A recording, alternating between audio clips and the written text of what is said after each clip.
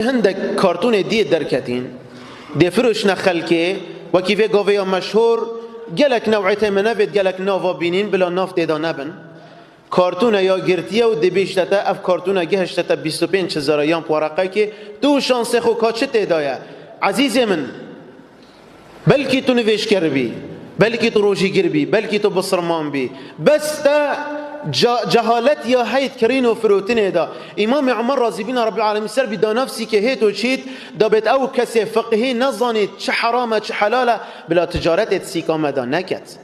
اوه حرامه تو کارتونه که بینی تشتاب که تیدو پاره پی بدهی و تو نزانی چه تیدایه کارتون خوفه که چه تیدایه همیا مکشوف که پشتی هنگی یا بعیب دیجه درخی یا درست دی بخوفه درخه کی و دی کری